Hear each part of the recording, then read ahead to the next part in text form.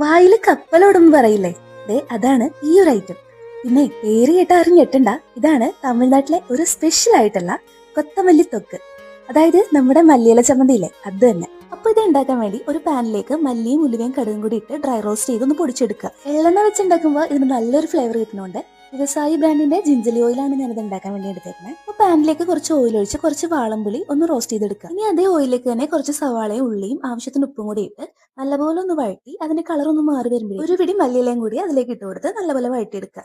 ഇനി റോസ്റ്റ് ചെയ്ത് വെച്ചിരിക്കുന്ന പുളി ഇതുപോലെ ഒന്ന് പൊടിച്ചെടുത്ത് അതിലേക്ക് വഴറ്റി വെച്ചിരിക്കുന്ന സവാളയൊക്കെ കൂടി ഇട്ട് നല്ലപോലെ ഒന്ന് പേസ്റ്റ് ആക്കി എടുക്കുക. ഇനി കുറച്ചുകൂടെ ഓയിൽ ഒഴിച്ച് അതിലേക്ക് കടുക്, ജീരകം, കറിവേപ്പില, മുളക് പൊടി, മഞ്ഞപ്പൊടി, കായപ്പൊടിയും കൂടി ഇട്ട് നല്ലപോലെ ഒന്ന് വഴറ്റി അരച്ച് വെച്ചേക്കുന്ന ആ പേസ്റ്റും കൂടി അതിലേക്ക് ചേർത്ത് നല്ലപോലെ ഒന്ന് വരട്ടിയെടുക്കുക.